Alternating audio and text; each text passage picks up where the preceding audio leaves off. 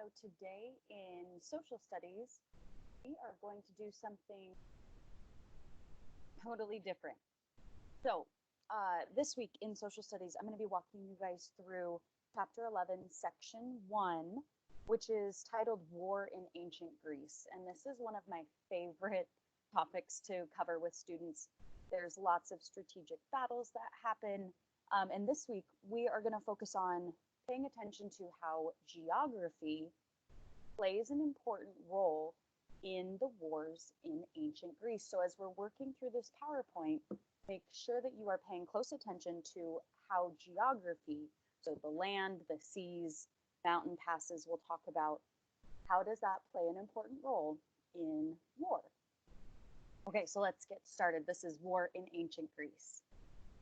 I wanted to start with some key players that we're going to talk about, two different sides of the wars that we will through. The first player, as I'll call them, are the Greeks. And I highlighted this in blue. The Greeks are going to, in this map here, be all along the Aegean Sea. In the Mediterranean Sea, this is a little part called the Aegean Sea. At this point in time, the Greeks were made up of city-states, kind of like Mesopotamia was, but they were very disjointed, often at war with each other. They couldn't figure out how to get along. So this blue piece, it's kind of purpley blue, those are the Greeks. Other side are the Persians, and I had to really zoom out on Google Earth here because the Persians were conquering a great deal of land.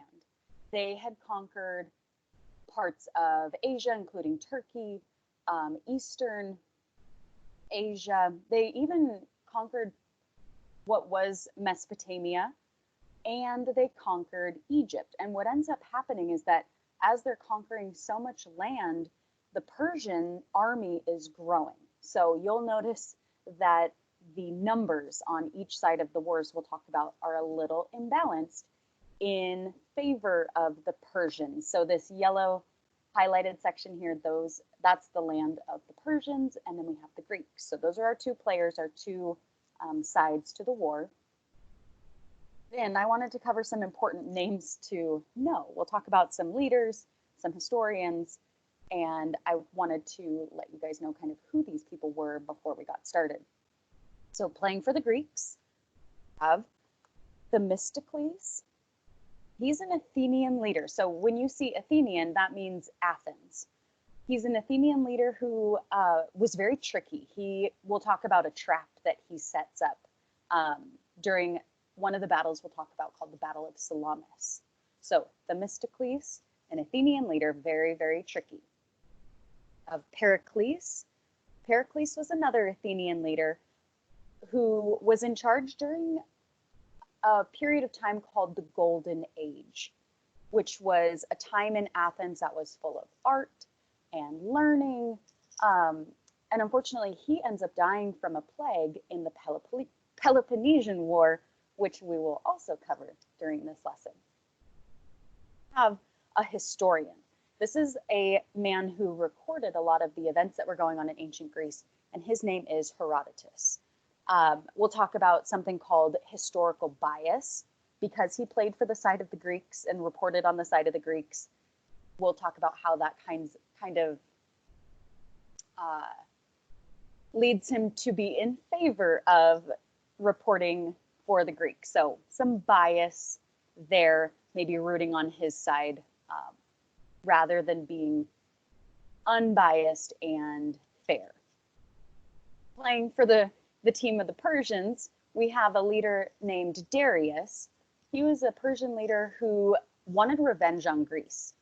We'll talk about some events that led up to Darius wanting to seek revenge on Greece, and then we'll also talk about his son who took over control after Darius dies in the midst of these wars, and his son's name is Xerxes. So we have Darius, who's the dad, and then Xerxes, who's the son.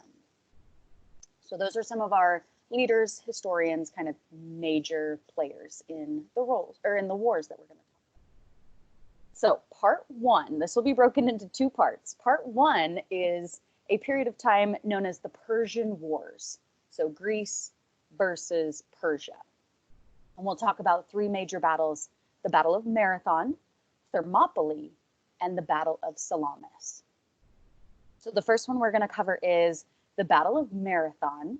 And some of the words in the title might remind you of something that you already know about, and as along with this icon up here. So we'll talk about how marathons got their title here at the end. So this was a battle between Athens and Persia. Remember, Greece was broken up into city-states, and one of the city-states that went to war against Persia was the city-state of Athens. This battle took place in 490 BC. What ended up happening is Persia tried to conquer a Greek city-state called Ionia, and the Athenian soldiers ended up coming to Ionia, and they helped Ionian rebels burn a Persian city. So the Athenians helped the Ionians burn down a city that really upset Darius, who was one of our Persian leaders. So he got really upset and he said, all right, this is not going to happen. We are going to war against Athens. So he got upset and set out to seek revenge on the Athenian soldiers who came to help. So let's take a look at a map here. The orange part here, it represents the Persian Empire, and then what you see in this purple is the Greek city-states.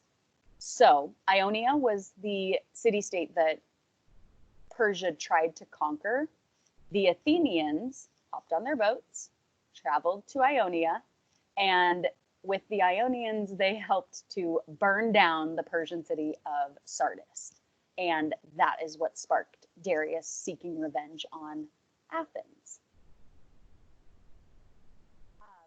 20,000 Persians set out for Athens, and they ended up landing on a very flat piece of land. So this is kind of part one of how geography plays a role. Remember, you're listening for geography. So a very flat battleground, a flat piece of land is where the Persians landed. And that flat piece of land is what's called, it was a location called Marathon. And the Persians had archers with their bows and arrows. They had cavalry, which are soldiers on horseback. So they were at a very high advantage. Battling on a flat piece of land, they were ready to take on Athens. The Athenian infantry, which infantry are soldiers who are on foot. So automatically they're out ranked, I guess I would say, compared to the Persians, because people fighting on foot versus people fighting with bows and arrows and on horseback, the foot soldiers are going to be at a distinct disadvantage. And then they were outnumbered 2-1. So the Athenians brought 10,000 soldiers and the Persians had 20,000. So here's what happens. The Athenians rush to Marathon the day that the Persians land. And the Persians are totally caught off guard. They're caught by surprise. They were not expecting the Athenians to be there the day after they had landed at Marathon. So the Persians are like getting their tents all set up, getting their camp all set up.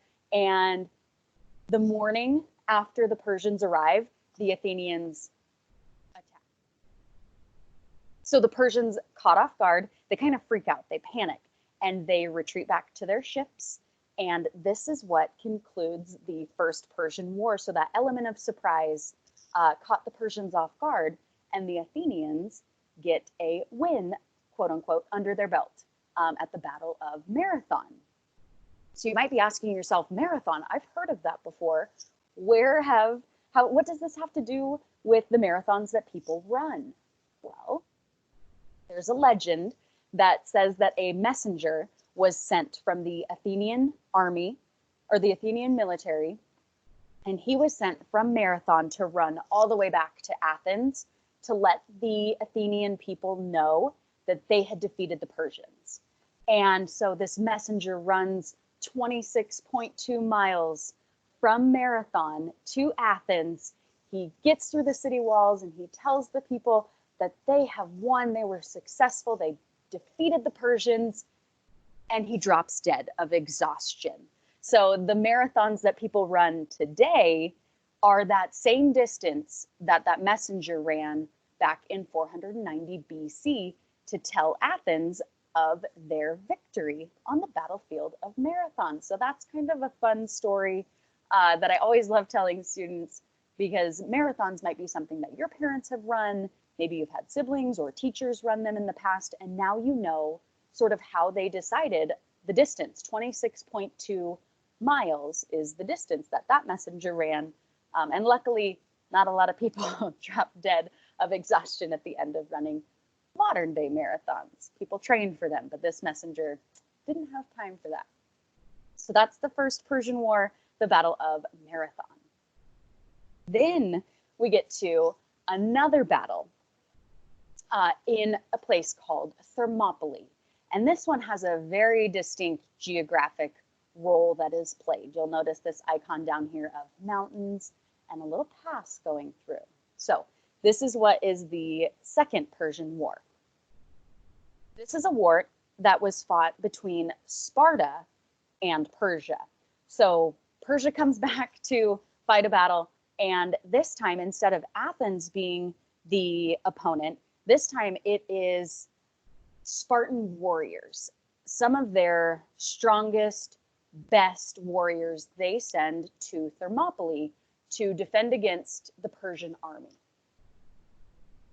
This time Darius has actually died before he could send out the Persian army to Thermopylae. So this is where his son comes in and takes over. Remember, his son's name is Xerxes. And so Xerxes assembles 100,000 men from Egypt, Phoenicia. He assembles armies and naval forces. So he has boats and foot soldiers. 100,000 men he brings to Greece to fight. Rumor has it, myth, legend has it, that the Spartans sent only 300 of their strongest, best warriors to defend against the 100,000 that Persia had. So this is a quote from Herodotus, that Greek historian that I spoke about earlier. And the quote comes directly from our book. It says, "The army was indeed immense," talking about the Persian army, "far greater than any other in recorded history. There was not a nation in Asia that he, Xerxes, didn't take with him against Greece." Xerxes was ready to take Greece down once and for all. So this introduces the idea of historical bias. When we read about Herodotus, we read about historical bias being introduced, where a Greek reporting on Greek history is going to talk it up, make it sound like the Greeks were at a huge disadvantage, which they might have been, but we don't know for sure whether they sent the 300 men or if they might have had more. So Herodotus, being a Greek historian, reported Greek history with a little bit of a bias towards the Greeks, making them sound like perhaps they were bigger, better, stronger than they really were. So this idea of historical bias, where the person reporting might have ties to the people that they are reporting on. So Herodotus wrote down and recorded that Xerxes brought basically the world against Greece at this time. So the Persians, they try and go through a very narrow mountain pass. So this is another way that geography plays a role in these wars. The Persians try to go through a narrow pass, which is called Thermopylae. That's where this battle gets its name. And the Spartans are there. They are ready for the Persians to try and come through this really narrow mountain pass. And so they are ready, and they defend the Persians. They hold them off for days. 100,000 men are held off for days until a traitor, a Greek traitor, ended up showing the Persians another way around the mountain pass. So now the Spartans are trapped, unfortunately. They have the Persians on one side, Spartans in the middle, and then because this traitor had showed them a way around, you now have Persians on the other side. So the Spartans are trapped. They fought in defense of Greece, but unfortunately they died heroically, as it is reported. They died in defense of Greece. So this narrow mountain pass is hugely important because as the Persians are trying to go through the mountain pass, the Spartans are blocking them. Then the Persians find a way around, and the Spartans end up being essentially surrounded or trapped on either side. And that is what leads to the Persian victory at Thermopylae. So Athens won the first battle at Marathon, and now we have Persia winning the battle at Thermopylae. And this is what's called the Second Persian War. Then we have our last battle of the Persian Wars, and this will be our last war that we talk about in part one. This is the Battle of Salamis. And this one has a huge geographic advantage, a huge role that geography plays in this naval war. So this one wasn't fought on land. This one was fought out at sea. So this is Persia, again, Persia versus Athens. So the Spartan army had been not totally destroyed, but definitely severely weakened. So the Persians continue their advancement towards Athens. But when they get to Athens, they find that it is almost totally empty. Themistocles, who was one of the Athenian leaders, knew that the Persians were on their way. And he ended up convincing the people of Athens to go and seek refuge, go and escape to some islands that are located around Athens, so that when the Persians got there, there weren't people to kill or people to take over. So the Persians show up to Athens and it's basically empty. So Themistocles kind of saved a lot of people in that regard because he was able to convince the Athenians to leave before the Persians got to Athens. Xerxes takes us as an opportunity to seek revenge on Athens from the Battle of Marathon, since the Athenians won that one. Now Xerxes finally gets to seek revenge on Athens. And what he ends up doing is he ends up burning Athens to the ground, sets fire to their buildings, burns it to the ground, and sends his 1,200 ships after the Athenian navy. So he burns Athens to the ground on land, sends his boats to try and defeat the Athenian navy, which they only had like 400 boats. The Greeks did. The Athenian navy only had 400, and the Persians were able to scrounge up 1,200. So automatically the Greeks are at another disadvantage there. So Xerxes gets a little overly confident, and he was so confident that he was going to win this Battle of Salamis that he has people set his throne up, set a chair up at the highest point on Athens so that he can see the Strait of Salamis, which is a narrow part of the sea.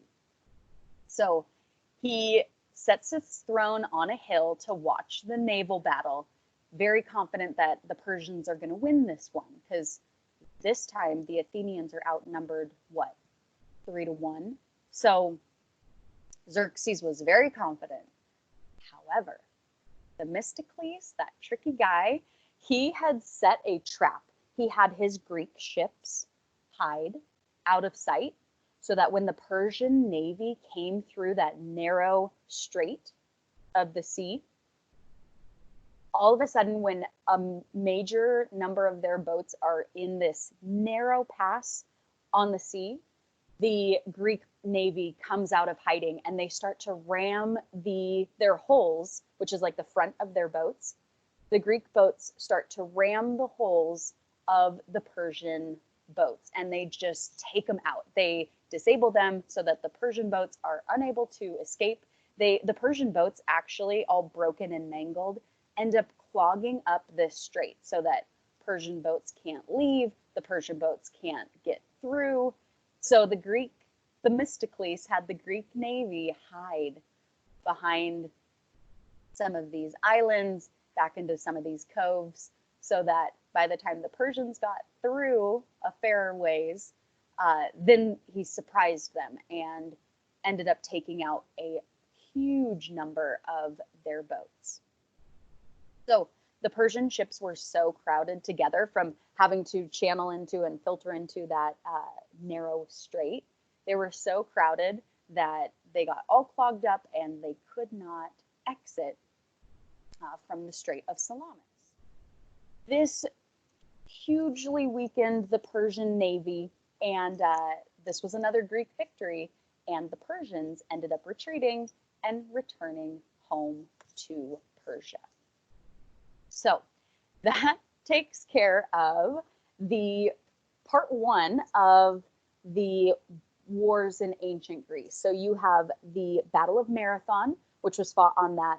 Well, it wasn't really fought even. The Greeks surprised them before the Persians could set out their archers, set out their cavalry on that very plain, flat piece of land at Marathon. Then you have geography playing a huge role in the, oh my gosh, why did my brain just blank? In Thermopylae, at that very narrow mountain pass where the Spartans sort of got surrounded. And then you have geography playing another major role at the Battle of Salamis, where you have a narrow strait that the Persian army was trying to go through, and you have the element of surprise because the Greek navy was able to hide. So geography playing a huge role in the first half of the major wars fought in ancient Greece. So that concludes part one. I will be back with you guys here in just a little bit to finish up and talk. Now that the Greeks have fought against the Persians, unfortunately, they go to battle amongst themselves. So that will be part two coming up next.